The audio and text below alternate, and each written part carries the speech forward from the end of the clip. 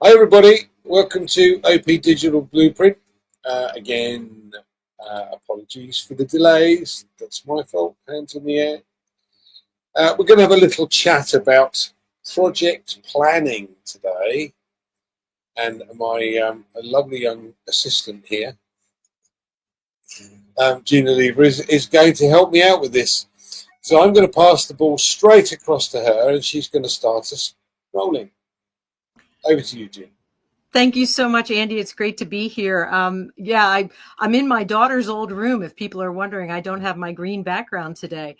Um, and I apologize in advance if you hear any banging. I have some repairs going on at the house. So let's get started. I was super inspired with all these videos that Red has been making, just on business, just all sorts of great ideas. And he's been researching and sharing what he's learned. And so I thought I would follow suit on a topic that I just think would be a really good use of people's time as we're in this pause. It could be fun. I think it would definitely be stress relieving because it will get things down on paper. And that always relieves my mind, right? It'll be educational, eye-opening, and all those good things. So what it is I thought we could use this time to just draft out plans for all the things that we've been talking about doing for the last several years, whether that is, when they say, oh, when this gets moving, what are you going to do? I'm going to repair my house. I'm going to pay medical bills. I'm going to take a trip. I'm going to, set up a foundation. I'm going to do all these things, drill a well. And we could just, have those as dreams out in our minds, or we could take this time to get them down on paper in a really basic format from which you can then achieve these things, from the small things to the really, really big things. And having done a little bit of research here, I thought, I'm going to draft up a little one-pager sheet, like a PDF or a Word doc. And if anybody's interested, after I talk today, I'm happy to share that. I haven't made it yet, but if there's interest, I'll definitely draft one up just as a starting point, and it can be adapted as anybody needs. So I first went on to, I thought, okay, I could do this off the top of my head, what I think would be good for a project plan, or I could utilize the tools available and use a little bit of this AI. And so I went on to the AI that came with my computer, Copilot, and just asked some basic questions about a business plan, a business project plan. And it came up with a lot of things that are very detailed for business, sales and marketing strategy. It was a little too complex. And frankly, we all joined this business probably because we don't want to have to do any of that. I know, Andy, you can relate to this. We know that a lot of that is going to be handled for us. So I thought, well, we definitely have a humanitarian spirit. Let me adapt my query for humanitarian or for unlimited resources. So like it would just narrow down the structure. And it came up with 8 aspects or 8 steps, if you want to call it that, but I don't know if they have to be in any order. And I'm just going to, if it's okay with you, Andy, I'll just go down these and then give my quick example. So the first is vision and mission statement. And that is basically a compelling picture of your end goal. And then what needs or challenges is it meant to overcome, right? That's just in a nutshell. The second one is purpose and impact goals. And that is basically what is the human benefit of this and what clear indicators would mark that it had been achieved, like number of lives saved or number of, what communities were empowered or impacted. So some kind of quantitative thing there. The third is beneficiaries and stakeholder engagement. And that's basically who's going to directly benefit from this and what kind of partnerships will help to co-create this. And I'm not going to go into too much detail on these. This is just an overview. The next one was the unique value proposition and differentiation. I'm going to skip that one in this case because it really applies to if you're selling a product or if you have investors that you want to pull in. So let's just shelve that one for right now. But that was something that the AI offered. The fifth one is what I consider the most key, because it's that's where things actually get done. And that's really the fun part of this project planning, is where you're going to write down what's actually going to happen. And that includes, where am I? A phased plan with key milestones, and how you're going to channel resources into the different aspects of that. So I'll leave it at that. The sixth one is collaborative framework and partnerships. And that's where, you're going to bring in the experts, and how you're going to set up feedback channels to get information back and to adapt going forward. So basically working with other people. The seventh is sustainability and future promise. And that is, how will the practices be sustained for generations? So like, if you're doing this project, how will it over time be sustained for future generations? And how can it serve as a model for others? Right. And again, some of these things don't apply. It may not apply to your particular project, but for other projects, it might. So it's good to know. And the last one is risk management and adaptive strategy. And that's basically where you're looking at, what are the potential risks? Is it aligned with the needs? And what measures and contingency plans can we set in place going forward? So that's just an overall thing. And it shifts the plan from, say, a business profitability type of a plan to human benefit. And that's what I think a lot of us are about. So I thought this sort of narrowed down plan steps would be helpful. And so to explain it better, I said I have people, literally carpenters, whacking at my porch right now.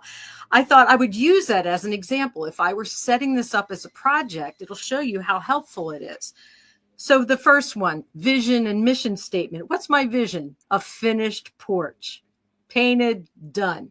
Beautiful. That's my vision. My mission is to have a safe, walkable surface around my house, right? The purpose is basically the same as the mission in this case. It's to have a safe place for people to walk. And I guess the long-term goal would be to keep it maintained and repaired, right? The beneficiaries of this project are, first and foremost, my family, the delivery men that are putting packages on my porch, because let me tell you, this porch had some problems. It was starting to rot. We were worried that there were areas where we didn't even realize that the rot was there because the bushes had overgrown, right? So it's basically to make it safe for people. And now this fourth one, the unique value differentiation. Again, I said I was going to skip this, but I could apply it to the next one, which is the implementation and roadmap. So in my case, step number one, we called different construction companies and got estimates. 2, we selected the best options from those. The best company, the best rapport, the best woods they offered, the best timing, how fast could they get it done? These are the real practical steps that I'm excited about. It's because if each of us take a sheet and start writing these things down, we'll start to collect that information that will save us time in the future. You could put your contact people's names and numbers, just all that information that you gathered so you can hit the ground running going forward. The fourth was we had to pay the first deposit to pay for the wood, that first materials payment. And then we had to schedule the first day of work, which was last week. And then today they're here and they're probably going to have to come a couple more days. So you schedule that. And then when they're coming over, you make sure you have waters for them, that you have access to power, all these little steps. They sound really mundane. But once you get it all worked out, there are things that you don't want to have to be in the middle of a project and say, I didn't think of that. And then you have to, backpedal and scramble to solve it. So you get it down on paper. It just saves you so much time. And it eases the mind. And then, okay, so the next one, number 6, partnerships. In this case, we've set up a relationship with all of the people we called, actually. But in this case, the people who are doing the work right now, you set up a good rapport with these folks so that you have a better experience down the line. If you have a neighbor that needs a repair, you can offer their information. You're setting up networks and relationships with people that if it's a positive situation, like if the repair is good, then that's somebody we'd be happy to recommend to somebody else. And somebody we can call if we ever need them again in the future. And the last one, risk management and strategy, is sort of the same kind of thing. We'll then, monitor the porch for, any kind of issues we might run into, recontact the carpenters if we need to, call them if an issue arises, blah, blah, blah. So that's a really quick example of how you can use a project plan. And again, that 5th section where you just literally set out the steps, because a lot of times we miss things if we try to keep it all in our minds. I know I do. And if we put it all down and we do that for each one of our projects, we're just going to be so ready to have a maximum impact once we get going with Ash. And so, Andy, I hope that was a good start. And again, That's I want to offer to start, yeah, I just want to offer out that if anybody wants me to create a little cheat sheet, a little quickie thing that you can adapt, let me know, because it does help to get it out of your brain and onto paper. Absolutely. This boils down to my favourite phrase that I know Comfort knows very well. Proper prior planning prevents poor performance. I won't add the other one in, but prevents poor performance. Exactly similar to what you have and what you've done. I have found that I've tried to simplify things a little bit from the point of view that, I can't remember what his name is. Brian Tracy. Brian Tracy is one of these positive mental attitude gurus who suggests various different ways of time management and planning, etc. But one of the things he suggests is to write down all of your goals. Now, those goals are wealth, health, future, etc. So you have a clear plan as to what it is that you really want, what you want to do for humanity. In this particular instance, we all have goals that we want to achieve here. And writing these down and reading them over and over again on a daily basis to yourself. And I suppose I'm a little bit sad, really, because I stand in front of the mirror and do it with what I want. But I have a grin on my face, and I try and raise my happiness level when I talk about what I want. And over the years, this has worked to a certain extent, and for some things it hasn't worked. But the fact that I've written down and I have a clear picture of what it is that I want, how it comes is down to the universe. Yeah. So as long as we sit down and contemplate, get that feeling inside you of, I have it now. So one of my goals perhaps is a luxury car. And the feeling I have when I go to bed every night is I'm sitting in the car going, rather strange, but at the end of the day, I've got the colour picked out. I've got the leather interior picked out. I've got the headlamps. I've got the number plate that I want. I've got all of these things in my head, and I lie in bed at night and smile and think about what it smells like inside, what it looks like, how I would be driving behind the wheel, all of these things. Now you can relate that exactly as Gene has suggested, to do with business, to do with income, to do with how we move forward.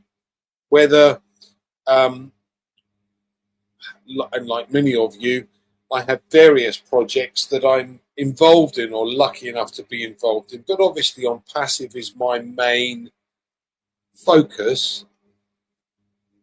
It's a case of not if, but when. Get that? So my planning procedure is, what am I going to do when it comes? How am I going to take advantage of it?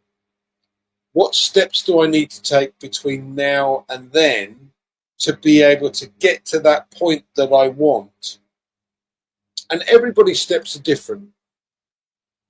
You know, we may have traffic or the availability of traffic. Now, personally, I've been saving money over the last few years to be able to purchase traffic when we go live.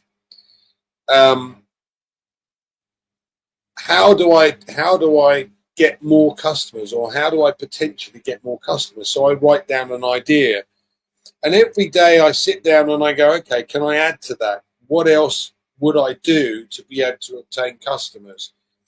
And that list gets longer and longer every time you sit down and think about it. So using this time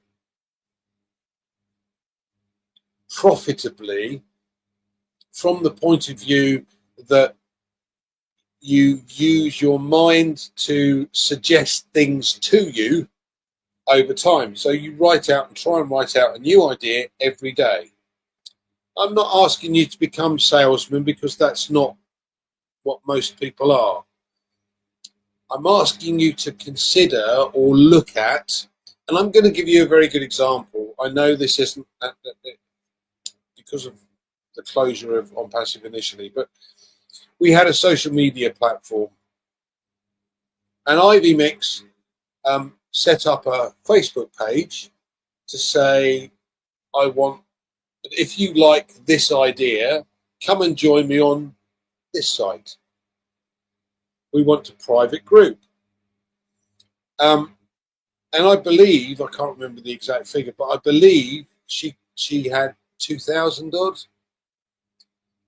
simply by making suggestions to others, not trying to sell them anything or any of that. Now, if you think about that, if we'd have moved forward in that current position, she'd have had 2,000 customers to start with, like that. Now, that is a simple idea, but take this time to think of different ways, think of different opportunities, and write them down. This is key, because if you don't write them down, you will forget them. And I have I'm one for lists, as you guys well know. So I write lists of everything. I suppose that's the Capricorn in me, the planner. But bottom line is, if you have a clean sheet of paper and you go ideas to look for new customers, look for new people to come and see the opportunity that we have that presents itself. And every day you sit and think of something else. You could be doing gardening, for Christ's sake, and at the end of the day something will spring to mind and go, oh, that's a good idea. And you write it down. Now that list is ever growing. And these are different opportunities or different ways of being able to achieve a target that most people can only dream of. Now, let me clarify that, because I think this is important as well. I know, because I'm ex-financial advisor, that in the UK the average pension scheme pays out, on the average income for a pensioner is £800 a month. That's about $1,100 a month. I don't know about you guys, but my bar bill's higher than that. That's sad, isn't it? You can't eat out, you can't buy a new car, you can't go on holiday because you haven't got enough to cover your bills. Why? Whose fault is that? Well, proper prior planning prevents poor performance. So if you'd have started saving when you were 18, you'd have had a pot over $1 million, in which case you'd have had an income of 50,000 a year, no problem at all. But that doesn't happen in this day and age because we just simply don't have the spare cash to be able to do that. And I've come across, in 40 years of being in the industry, that number of people that were financially independent by the age of 40. And I have seen thousands, literally over 40 years. So now we need to take advantage of it. Now we need to use the time to the best of our ability and to make sure that we write down as many ideas as we can. Now, as I said, Ivy Mix's idea was simple, absolutely simple and straightforward, and yet 2,000 people joined the cause. 2,000 people looked at what she had and said, oh, that's interesting, a private group. I'm into that.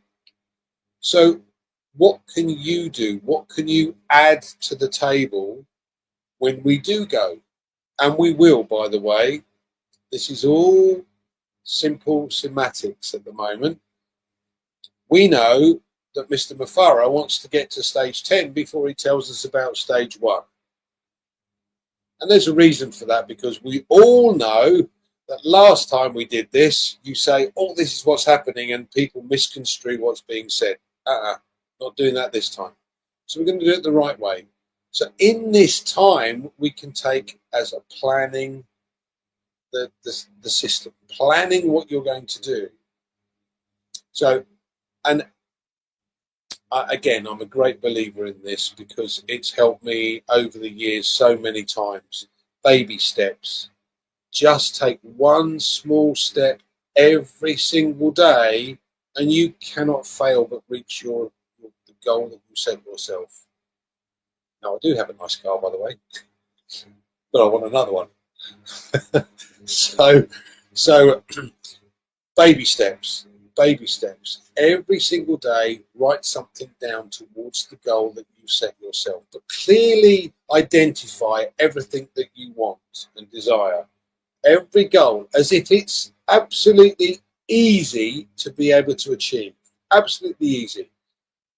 Everything you want financially, everything you want in health, everything or where you want to live, what house you'd like, all of these creature comforts, what you'd like to do for humanity, how you intend to do those things, and what benefit it will have for others, as Jean has said. Jean, I'm sure you'd like to add to what I've said. Well, what I loved was when you said that you write out that list of goals and in those categories: wealth, health, relationships. What are the other ones? I don't know. It's like 5 or 7 different areas of life. That's the mistake I've made. I haven't written down the relationship one. Yeah. Yes. So that's a really excellent trigger. Like we might talk about the same projects over and over again, but have we sat down with that list of things that affect all aspects of life and lead to a balanced life, right? Yeah. If you've got relationships down pat and wealth down pat, but your health is a mess, you're not going to have a good life. So I'll have to find that list. I know it's out there, and you sit down and say, okay, what kind of goal could I have in health? What kind of goal could I have in trying to think of some of the other categories, and it will spark more ideas. And as Andy said, writing an idea a day, having like a little pad of paper or something where you can write down these things, because I promise you, as someone who has written songs, ideas will come at the craziest time. Have a notepad in your car, have one in your bag, have one on the whatever, because especially when you're in an inspired atmosphere like we're in every day around people who are empowering and encouraging and inspiring, this is the soup from which all these great ideas are going to come. So we want to capture them on paper and then keep them all in a spot. And if you don't, if an idea doesn't come to you that day, maybe you can go through your binder of projects and fill out a couple categories, write down a contact, or write some more detail on what you really want it to be like, or write a mission statement, or do something, anything that, as Andy said, you want to solidify without putting too many parameters on. As you said, some things you want to leave up to the universe, because that might be a better plan than our puny minds might come up with. We'll leave it to the higher power. And we can flesh it out, live in the feeling of it having been already done, as Andy said. And the more we do this, like Andy says, he goes to bed with a smile on his face. That is one of the most powerful things. You go to bed with a smile on your face, and you wake and put a smile on your face. Those things will set you on the right track for a positive day and a positive life. So, it's just start with those baby steps. Just write a few ideas down, and I guarantee they're going to spark some more and more and more. And you're going to be like, oh my gosh, that's right. I always wanted to do X, Y, Z. I totally forgot about that. Now I'm going to be able to do it. So let me write down my notes while it's fresh in my mind. And then the next one, and the next one. And it's just time well spent, and it is fun. It feels good. And if it doesn't feel good, you're not doing it right. You know what I mean? Like if it doesn't feel good, then maybe those aren't really your goals and dreams. You know what I mean? So that's something to think about. It has to feel good. If you're planning a project because you think you should, or you think someone else is expecting it of you, or you think, someone else is saying you should do this because that's a humanitarian thing, or no. We have the numbers. We can have people that are doing this, and then people who are drilling wells, and people that are setting up this, and people that are painting, and people that are making music, and people that are writing books, and people that are helping the elderly, and help people that are just living their best life. All of it. You should be doing what brings you joy. So don't do, when you're setting up these projects, please don't make it be something that you think sounds good, because we don't need that. Somebody else wants to do that same project, and it's the joy of their life. Let them do it. And you sit down and find the ones that bring you joy, and that you can go to bed smiling and wake up smiling and be excited that it's going to happen. And what a great chat, Andy. This gets me fired up when you're talking about the envisioning and feeling your goals. And I'm just like, that's the part that people forget, is the feeling state. You don't say, I wish I had. It's thank you for this. Thank you for this thing that's in my life now. It's like a prayer of thanksgiving before you get it. It's just Absolutely. A beautiful, energetic state to stay in.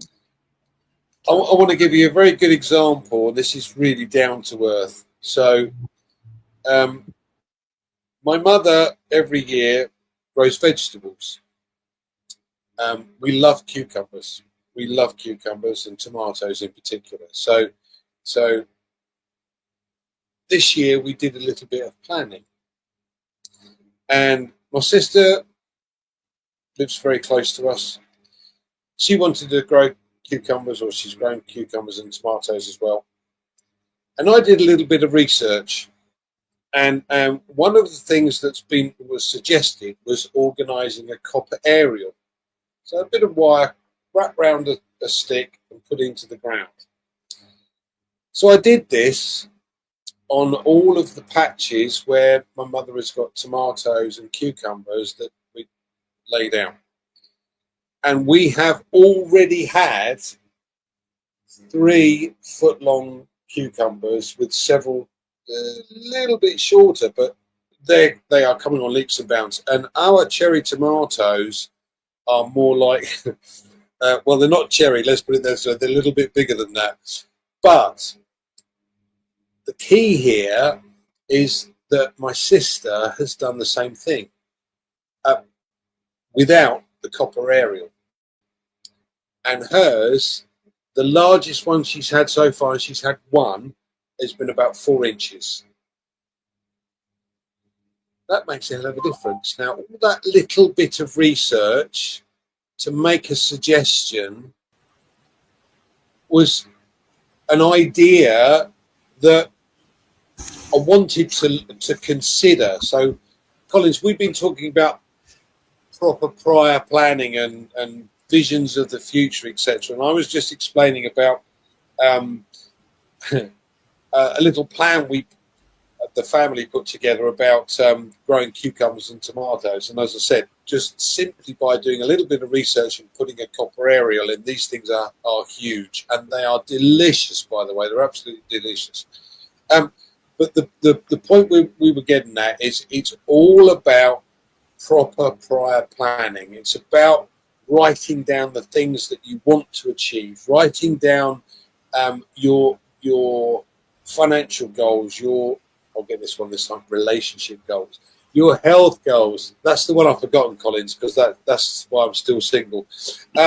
So relationship goals and where you want to be in the future, what you want to do, what you want to achieve, your aspirations, shall we say. So we've been discussing this, Jean and I, and Jean was explaining about projects and about project planning. Now, you're an expert in this field because you do this specifically with software. So I'm going to let you do your bit, but we were aiming this obviously towards OnPassive and what we need to do while the clock is ticking, what steps we need to take. And I suggested, writing down a new idea to get potential new customers in when we do go live. Like Ivy Mix did with her, I think it was a knitting club. I can't remember. Sure. Don't remember. But anyway, Collins, over to you. I'm sure you can add a few. No, thank you, Andy. I was just rushing just to catch up. The time sometimes doesn't favor us, but it's really great to be here. And just thank you for the head up. Thank you, Jean, for always coming here to support us. So it is really great, to be here. And the topic is really nice because you talk about prepare. And, yesterday I was just sitting, listening to Mr. Ashmore again. Sometimes when I have time, I will go back just to listen again, over and over. Mm-hmm. And one of the things Ash, talked was about prepare. He says something, the last outing, he said, no matter how much you prepare, you don't know until you go live. That's this for most of the IT company. I said, wow, Ash, you just said something. And today what I was doing at work was about prepared. What if this software is launched? What happened? We had like a lot of different versions, and the last version we had has already gone live. But because we moved to the next version, we need to make sure, because they always call it in IT continuous delivery. Though you have built Andy and you want to add Gene and Liver, you must make sure Andy still works, because it's just like you adding more functionalities, more features onto what you already have. We always talk about iPhone. iPhone, when they deliver it wasn't the iPhone, it was iPhone 14. But some of the features, and iPhone, the normal iPhone, then they go to they start to give all those numbers 1, 2, 3 until we are now in 16, right? But if you look at the first iPhone, those features that are in the first iPhone, they are still in this latest version. It's just that they have more functionality added onto that particular build that they already have from the beginning. And when Ash always make this statement, he said, they will overwhelm us with a lot of features. It will be futuristic. It means they will continue to deliver, adding more things to keep their customers, to keep the customers that are coming, because customers want new things. But, the technicality is, how do you keep on with this? When it comes to the back end of continuous delivery, we're talking about continuous delivery and continuous integration. Some companies do continuous integration, but to deliver is hard, because in the back end, in-house, they are delivering. Yes, we are seeing it. Their engineers, they are seeing it. But how do you present it to the customers? That's the most difficult part. So you deliver to the customer, but you integrate behind the scene and then deliver to the customer. So we were talking about preparedness, and I was like, in this, when my manager came, say, Collins, you need to take this older version, integrate it with this new version, test it and see if there is any error or not. Then we can say, yes, everything is correct. There's a lot of moving parts. It took me the whole day to do that, from 9 o'clock till the time I close. And I've not even finished. Then think about what Ash is doing. So sometimes I put myself into these people, what they are doing. Because what if there is an error? Because you cannot force it. But Ash said, you are never, no matter how much you prepare, you don't know until you go live. Because there are a lot of variables. When Ash talk about this, there are a lot of variables. What if there is an environmental issue, not even something with the software? You move it from one environment to the next environment. Say, you're moving from this place, it's hot. You put me here, it's cold. I cannot withstand this temperature. You don't even know. You don't know some of these. You don't even know compliance issue. When you're moving it, what if this government said, I don't want that software? And they shut you down at the point of entry. They said, all our people here, go to the internet space, let's block it so nobody will ever have access to this. We don't want it in our country. These are the challenges. A lot of things moving part. When I know I listen to that bit, because sometimes when you are on that panel, Ash is speaking, you don't get everything until when you go back, start to listen again. Then you pick the bit that really fits you, because no matter what Ash will say a lot, it doesn't matter. Those who are engineers will understand the engineering part. Those who are this will understand that. But Gina Liver will understand what I said in a different plain language, because it will personally affect you, and you will say, my God, what Ash is saying, I've been in this environment and this is what happened. There's a lot, but you never ever know. You can prepare all the magic, but you always put your hand on and say, God, I've done my part. There are times that even when we want to release software to the customer environment, you have to kneel down and pray. You kneel down and pray, because we are talking about hundreds of millions. It's not something we tell you, it's a couple of dollars or this. The customers have paid hundreds of millions. You go in the night, you put your knee down and say, God, please, because the moment there is an error, you will be the first person to be fired. The company at that time can face legality, all those type of things, legal battle, give my money back. And some of this money, they have paid the engineer to deliver that software. So I'm just bringing that challenges. We are building, this company is building, but Ash is not stopping, because he needs to pay those engineers. You don't pay them, they'll tell you, what, forget it, how can I feed my family? They're not doing it for free. They are doing it. So whatever happens, that the negative side, who bear the cost is Mr. Ash Mufara. Because this engineer, they don't care if they bear the cost. Not like they don't care. They have had, but they have delivered up to their possible best. You still need to keep them going. So we made this mistake. Can you correct it? But you have to still pay them month in, month out. They need to receive salary so they can continue to deliver. So these are the challenges behind the scene. You spend that 8 hours. That 8 hours, they count that 8 hours, because they are paying you to put in that 8 hours. And you really need to put it. You come back, and these people are human beings. They need to sleep, relax. But the end goal of any solution is the customer. The test of time is when you put it to the customer. He said, please look at it. Do you really like it? And when they go, wow, then you come in, you celebrate. Like when they launch spaceship. Gene, I know you are used to spaceship. When they launch, what happened? When there's a successful launch, everybody clap. Wow, see the rocket is going. Until the rocket will go to the space, bring the astronaut back. That is big celebration. It's the same when they launch a software. The whole team sit back and celebrate. There is news flying across the company. Wow, we've done it. The customers are happy. And this is exactly what Ms. Ashofra is doing. So when I look at all of this thing, what we're doing is about preparing, but though you don't know, you say that, oh, I've done my part, but I leave the unknowns to God, because we are just humans. Sometimes when I always look at the software, test the software, we always said you cannot test the software 100%. What if that 1% miss is something that can cost the whole company life? You can find a million defect, doesn't matter. what if the single defect you miss costs everything? Have you ever think about, Gene, yesterday I was talking to somebody. I said, this is how crazy this thing is. When you use plane, every day you fly, left in and out. It is computer that is controlling the plane. It is not human being. The pilots sit there and the computer control when they take off, only from takeoff, you have the robotic part of it, controlling it, navigator. What if that software was not tested properly or there was a defect? They said 100 degree or 2 degrees, and the software said no. From the understanding of the code, it turned 90 degree and plunged into the sea, kill 4,000, or we talk about 400 and how many million people dead. It is software. This is what is happening. This is happening every day. We saw what happened with India Air from India to UK. They will look at the board now. One day they'll tell you it's software. What happened with the financial crisis?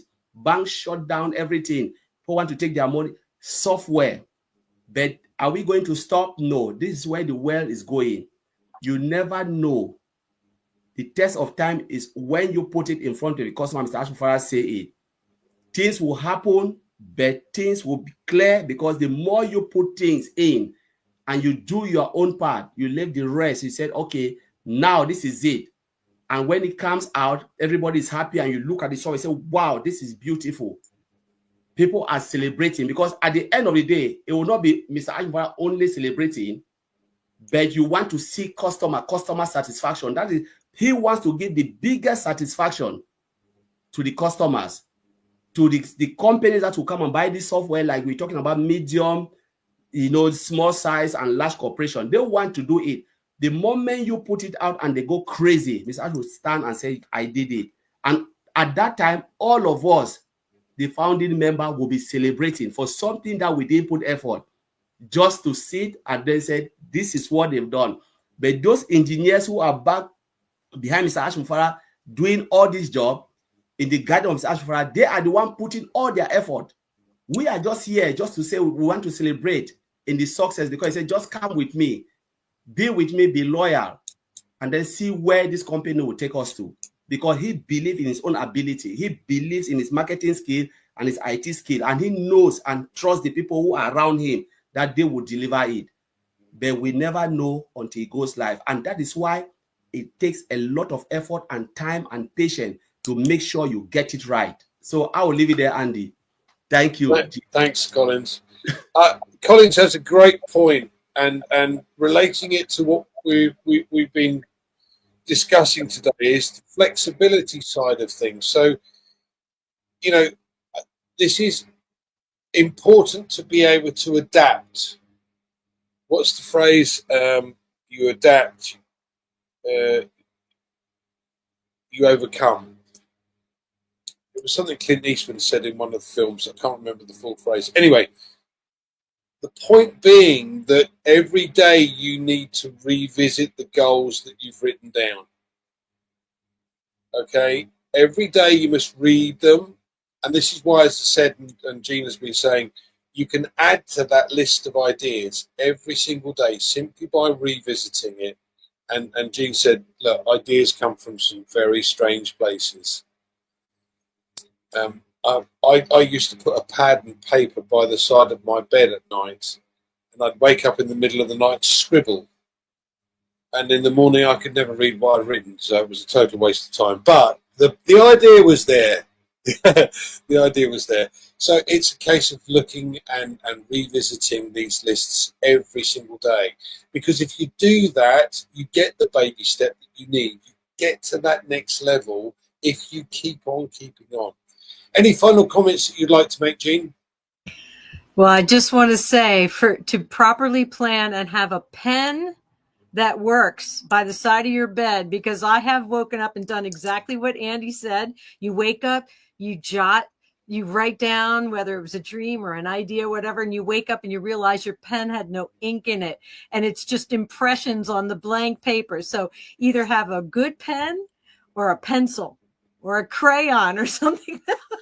So that's part of your planning, you know, is make sure you have writing implements that work to capture all your ideas.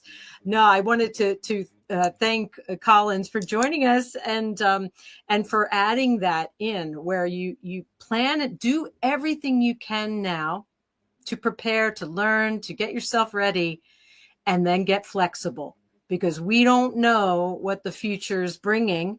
We need to be able to move and adapt as whatever's needed.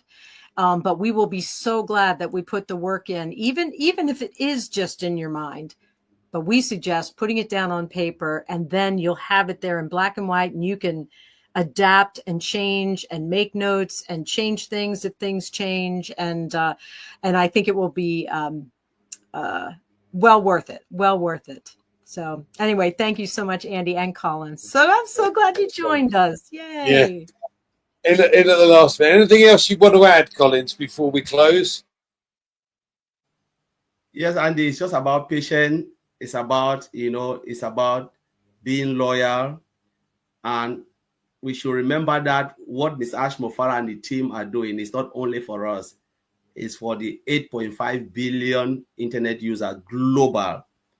There are people who will see this software, whatever Ms. Ashmofara will develop and release out there, celebrate without even know how it started, like the way we celebrate other products we are using every day.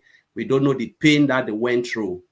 We don't know how many releases they produce and discard until they release the final version of what we are using today. We will be celebrating the success of those who went through the pain. So the truth is, if we don't celebrate as affiliates, as founders, remember and know very well that there are people who will celebrate for what they were not part of it and wish they were part of it.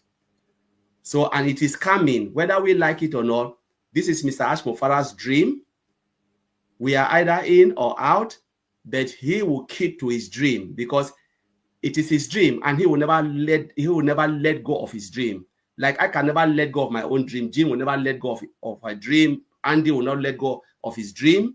When you dream something, you take action, it will happen. But dream without action means nothing. Mr. Ashmofara dream about this, and he's working towards that dream. And who will be the beneficiaries is the 8.5 billion internet users, including myself. So I'll leave it there. Thank you, Andy. Thanks for joining us, Collins. Thank you, Gene. Thank you all for joining us today. Again, apologies, it's delayed, but we will get there eventually. So take care, enjoy, and come and join us again next week, be it Tuesday or Thursday at 7 or 8 or 2 or 3. But thank you ever so much. See you soon.